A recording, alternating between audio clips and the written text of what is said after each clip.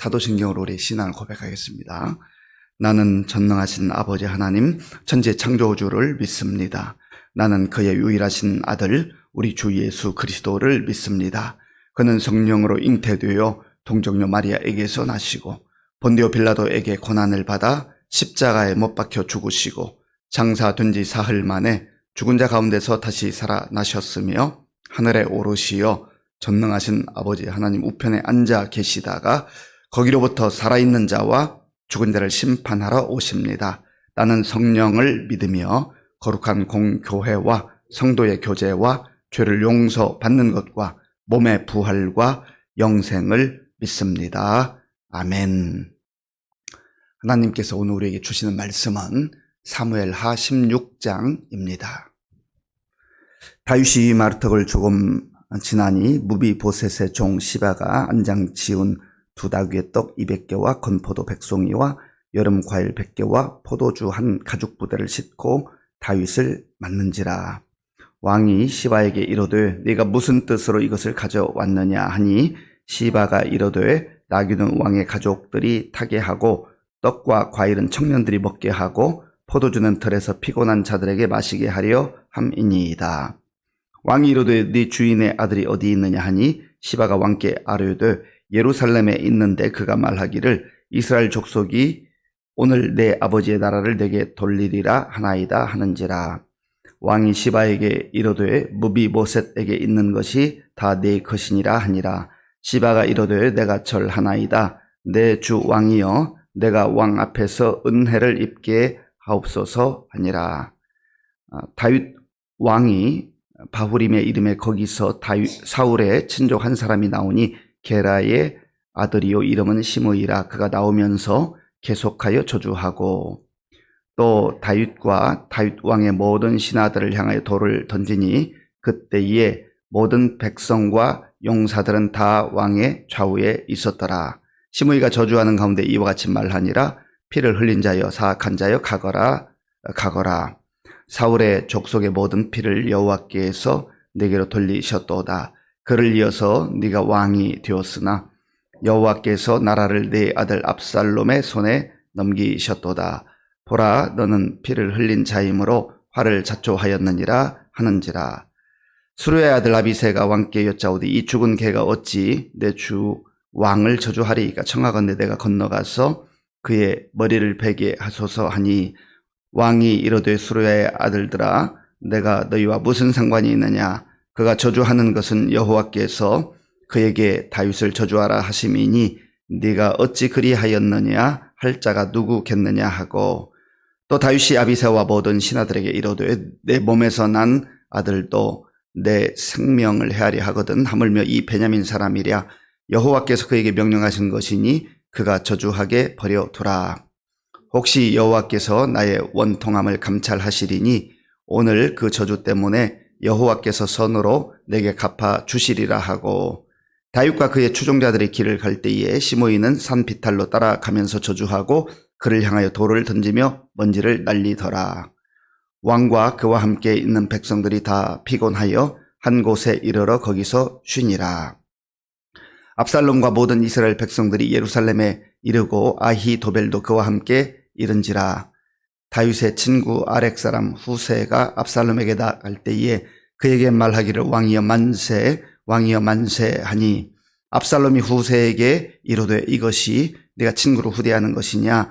네가 어찌하여 네 친구와 함께 가지 아니하였느냐 하니 후세가 압살롬에게 이르되 그렇지 아니하니이다. 내가 여호와와 이 백성 모든 이스라엘의 택한 자에게 속하여 그와 함께 있을 것이니이다. 또 내가 이제 누구를 섬기리이까 그의 아들이 아니니까 내가 전에 왕의 아버지를 섬긴 것 같이 왕을 섬기리이다 하니라. 압살롬이 아히도벨에게 이르되 너는 어떻게 행할 계략을 우리에게 가르치라 하니 아히도벨이 압살롬에게 이르되 왕의 아버지가 남겨두어 왕궁을 지키게 한 후궁들과 더불어 동침하소서. 그리하면 왕께서 왕의 아버지가 미워하는 바 됨을 온 이스라엘이 들으리니 왕과 함께 있는 모든 사람의 힘이 더욱 강하여지리이다 하니라. 이에 사람들이 압살롬을 위하여 옥상에 장막을 치니 압살롬이 온 이스라엘 무리의 눈앞에서 그 아버지의 후궁들과 더불어 동침하니라. 그때의 아히도벨이 베푸는 계략은 사람이 하나님께 물어서 받은 말씀과 같은 것이라. 아히도벨의 모든 계략은 다윗에게나 압살롬에게나 그와 같이 여겨졌더라. 아멘. 오늘 사무엘하 16장에는 여러 명의 사람들이 등장합니다. 이 16장의 말씀을 마치 연극이나 아니면 드라마의 한 장면으로 이렇게 연상을 해보면 우리가 좀 더 쉽게 이해할 수가 있습니다. 지금 다윗은 아들 압살롬의 반역으로 인하여서 몇몇 신하들을 데리고 도망하고 있는 중입니다. 왕인데 아들에게 쫓겨나서 도망치는 다윗의 신세가 얼마나 처량해 보입니까? 이런 상황 가운데서 사울 왕의 종이었던 그 시므이라고 하는 사람이 있습니다. 시바라는 사람이 있습니다. 이 시바가 이제 음식을 장만해서 다윗에게 나옵니다. 그가 준비한 음식의 내용이 1절에 그리고 2절에 있는데요. 1절과 2절을 제가 읽겠습니다. 다윗이 마루턱을 조금 지나니 무비보셋의 종 시바가 안장 지은 두 나귀에 떡 200개와 건포도 100송이와 여름 과일 100개와 포도주 한 가죽 부대를 싣고 다윗을 만난지라. 왕이 시바에게 이르되 네가 무슨 뜻으로 이것을 가져왔느냐 하니 시바가 이르되 나귀는 왕의 가족들이 타게 하고 떡과 과일은 청년들이 먹게 하고 포도주는 들에서 피곤한 자들에게 마시게 하려 함이니이다. 아멘. 무비보셋의 종, 무비보셋은 요나단이잖아요.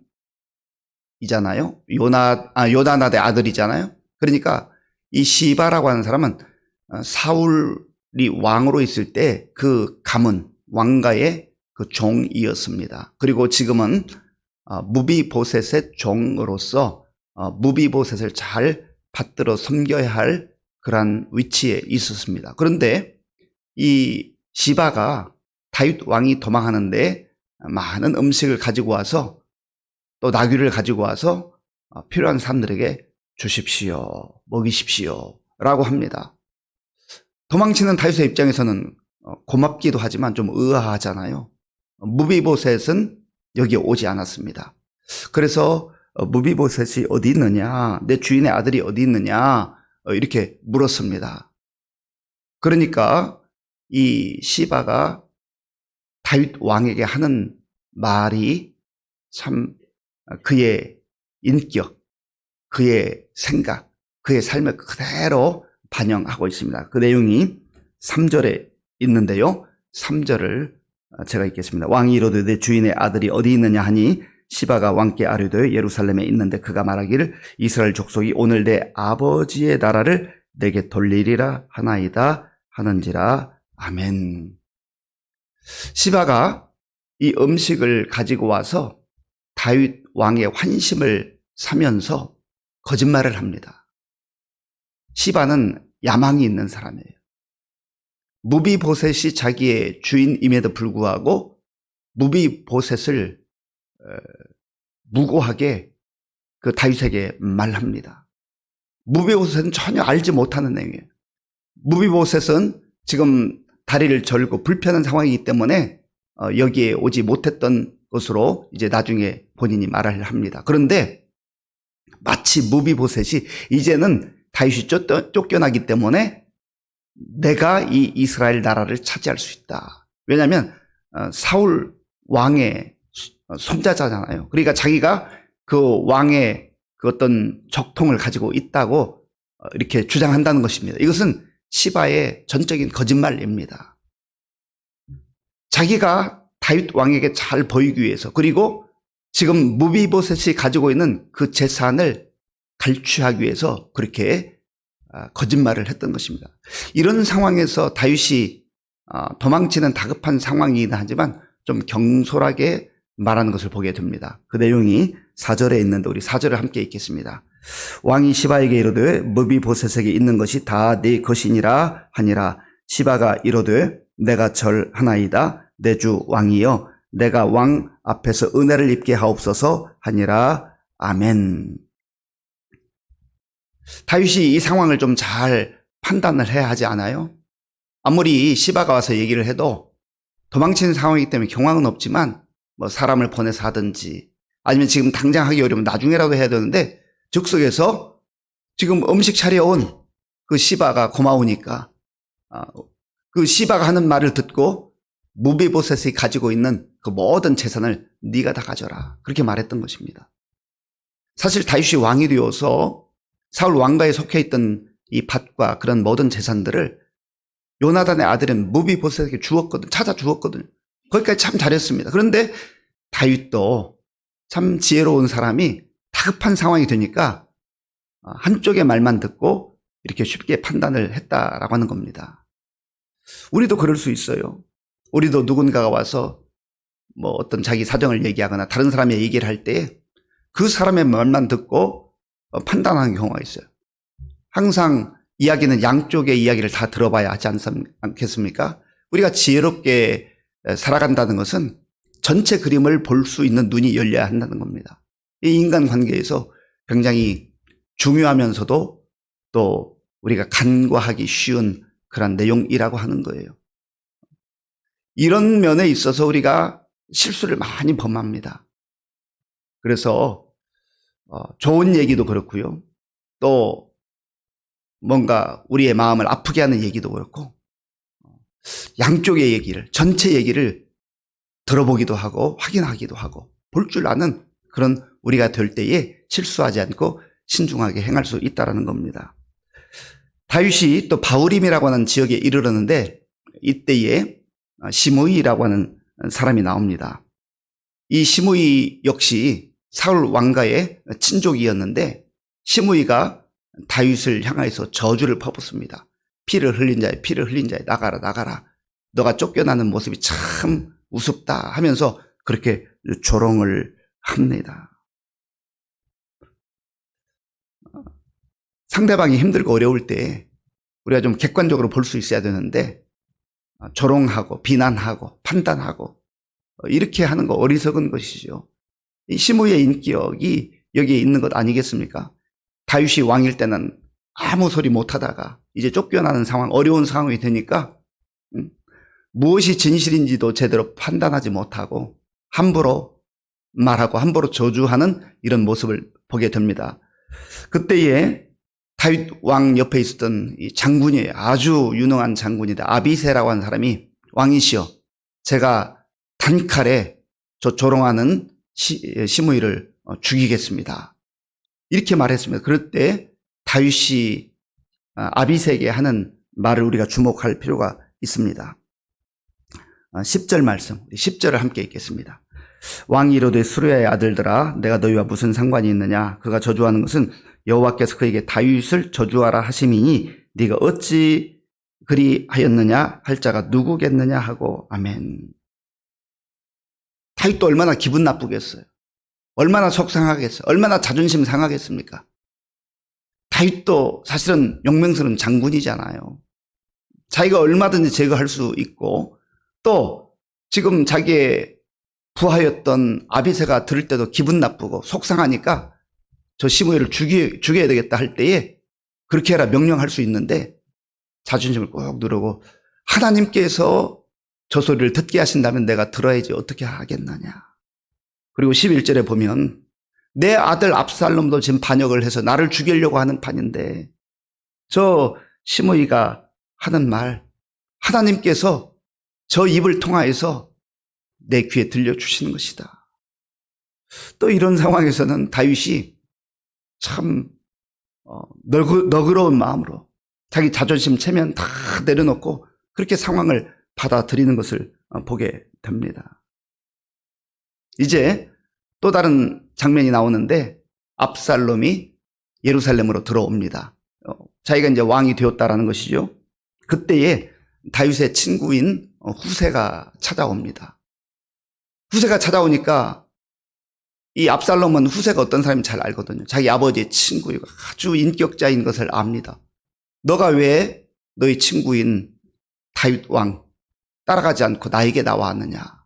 그때에 후세는 다윗에게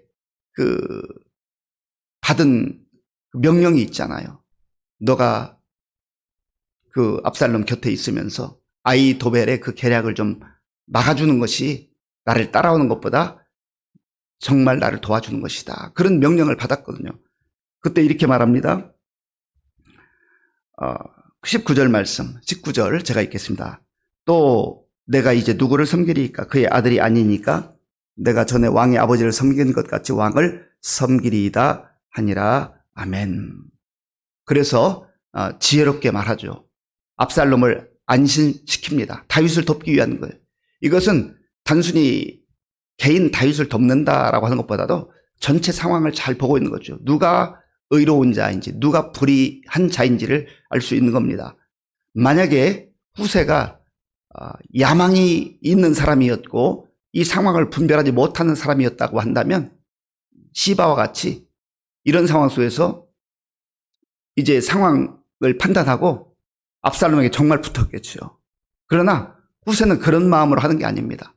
정말 친구이면서 하나님께서 세우신 왕이었던 다윗을 돕기 위해서 지금 이제 뭐 가장하는 거죠. 사실은 압살롬은 속이는 거지만 그러나 이제 정의를 실현하기 위해서 이렇게 할 수밖에 없었다라는 것을 우리가 볼 수가 있습니다. 그리고 마지막 부분에 아히도벨이라는 사람이 나와요. 아히도벨.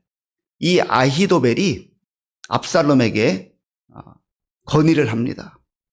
다윗 왕이 남겨둔 후궁들을 사람들이 보낸 데서 범하십시오. 참 이거 해도 너무한 거죠. 여기에 아히도벨의 그 인격과 그 사람의 됨됨이가 나타난 것 아니겠습니까? 한때 다윗을 섬겼던 아히도벨이에요. 다윗의 책사였습니다. 그런데 다윗이 물론 실수한 부분이 있고 허물이 있는 부분이 있지만 이렇게 하는 것은 얼마나 이 아히도벨이 야비한 사람인지, 이렇게까지 하는 것은 그의 됨됨이가 얼마나 정말 부족한 사람인지 모자란 사람인지 사실 인격을 말살하는 그런 모습이지 않습니까? 그리고 이렇게 되면 이제 압살롬을 위해서 하는 것 같지만 압살롬과 다윗의 관계를 완전히 끊어놓는 그러한 제안을 하게 된 것입니다. 이러한 아히도벨의 제안을 받았을 때 압살롬이 대낮에 사람들이 보는 데서 다윗의 후궁들과 동침하는 이런 만행을 또한 저지릅니다. 사랑하는 성도 여러분, 오늘 본문에 여러 인물들이 등장합니다. 시바, 시므이, 그리고 후세, 아히도벨, 그리고 그 중간에 있는 다윗과 압살롬. 이런 사람들의 그 상황에 처한 모습을 보면서 야망을 따라 살아갈 것인가, 자기 이익을 추구할 것인가, 아니면 비록 힘들고 어려운 상황이지만 전체 그림을 보고 전체 상황을 보면서 의를 선택할 것인가. 이런 면에서 저와 여러분들이 하나님 앞에서 나는 어떤 모습으로 살아가는가, 어떤 됨됨이로 살아가는가. 우리의 주어진 상황에서 내가 좀 이익을 얻기 위해서 이쪽으로 붙었다 저쪽으로 붙었다 그렇게 간사한 삶을 살아가는 것이 아니라 때로는 불리할 수 있고 때로는 손해볼 수 있고 때로는 위험할 수 있지만 정말 하나님이 원하시는 그 길을 묵묵히 걸어가는 사람이 될 것인가 하는 것을 우리 삶을 잘 비추어 봐야 한다라고 하는 겁니다.